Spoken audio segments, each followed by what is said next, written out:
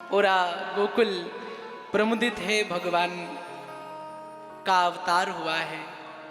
धीरे धीरे उत्सव मनाते हुए 4 दिन व्यतीत हो गए और 4 दिन जैसे व्यतीत हुए तो द्वादशी को दिन आयो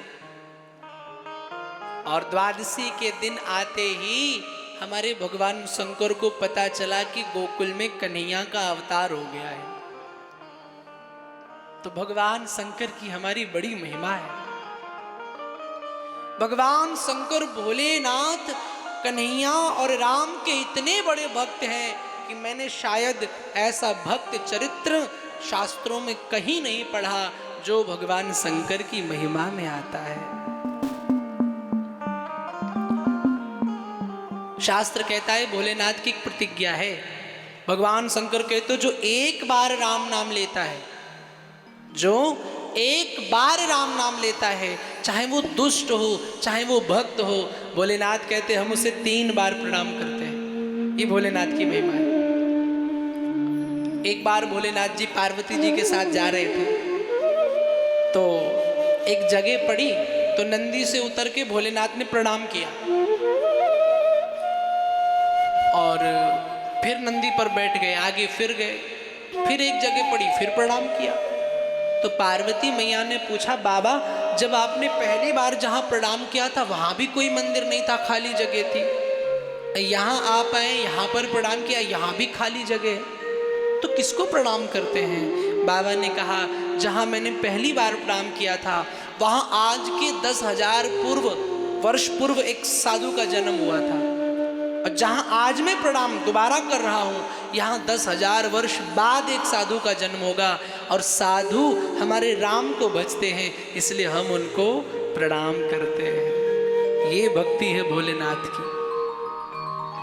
आज हमारे भोलेनाथ को आज सावन का महीना अभी आया, आपने देखा होगा झांकियाँ बनाई गई शंकर भगवान की। मैं तो देख रहा था, कांवड़ यात्रा लोग कर रहे थे, मैं उनको प्रणाम करता हूँ जो नंगे पांव जल चढ़ाते हैं, लेकिन मैं उनसे विरोध भी करता हूँ जो ट्रैक्टर पर, ट्रालियों पर, गाड़ियों पर शंकर जी का वेश बना करके शंकर जी को नचवाते हैं, मैं उनका विरोध भी करता हूँ। वो शंकर जो दुनिया को देता है, जिसके लिए कुबेर के पास भी जब संपत्ति खाली पड़ती तो शंकर जी से भीख मांगते हैं, वो शंकर भगवान की झांकियां बना करके 10-10 रुपए के लिए हमारे भगवान को नचवाते हो, तुम्हें शर्म नहीं आती?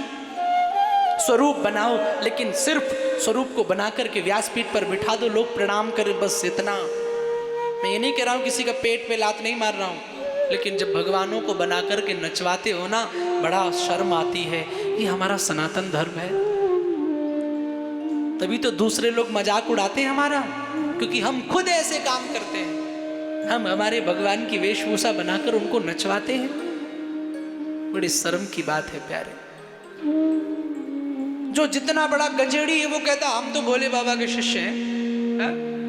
जो जितना बड़ा भांग पीने वाला बोले भोलेनाथ जी पीते उनकी बूटी है। जो जितना बड़ा शराबी बोले भोलेनाथ जी। क्या भोलेनाथ जी से यही तो बस सीख मिली, और कोई शिक्षा नहीं मिली? कहाँ पे लिखा भोलेनाथ जी गांजा पीते थे? कोई मुझे दिखा दे, मैं व्यासपीठ पर बैठना छोड़ दूंगा। टीवी चैनल के माध्यम से कह रहा हूँ, अरे भोलेनाथ कभी गांजा नहीं पीते हैं, गंजेड़ी नहीं है, विजया पत्र खाते समाधि में जाने के लिए। और जितना बड़ा जो शराबी है अपनी कमी को छिपाने के लिए हमारे भोले बाबा को बदनाम कर रहा है। अरे शंकर जी से शिक्षा लेनी हो तो सीखो ये चीजें। तपस्वी कैसा हो, भोलेनाथ से शिक्षा लो।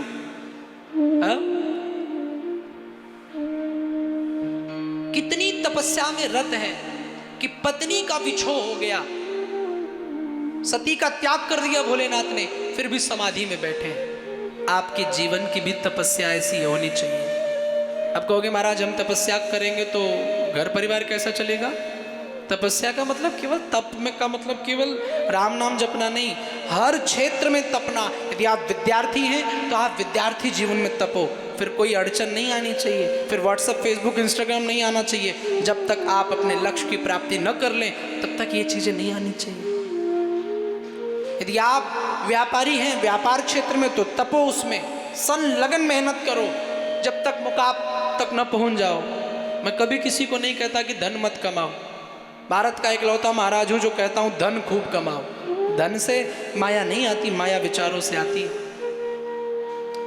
इतने धनवान बनो कि माँ बाप को प्रसन्न कर दो, साधन खूब बड़ी बड़ी गाड़ियों में चलो, लेकिन मेरे प्यारे साधन खूब कमाओ पर साधना को मत भूलो जीवन में। बस धर्मवान बनकर के धनवान बनो, केवल धनवान नहीं, धन के साथ धर्म भी होना चाहिए।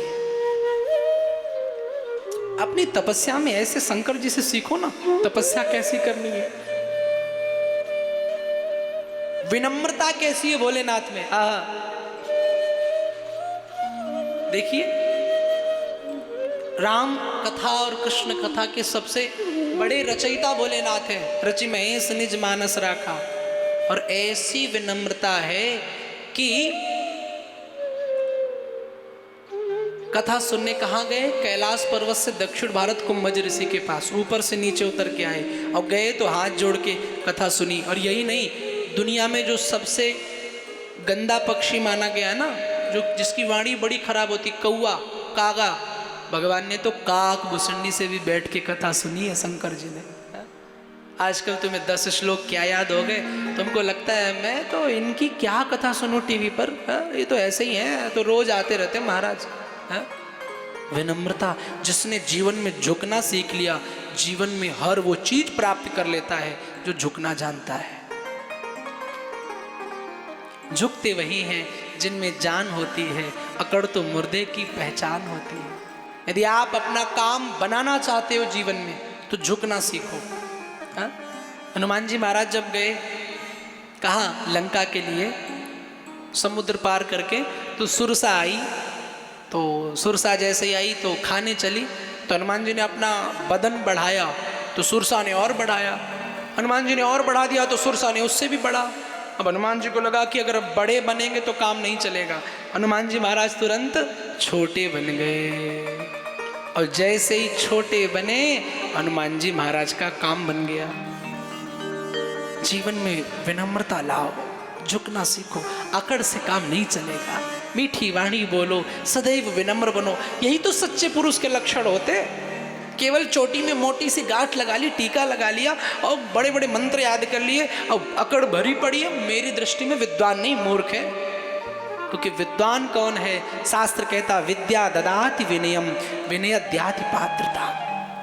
विद्या अगर कुछ देती है माय डियर तो सिर्फ और सिर्फ विनम्रता देती है।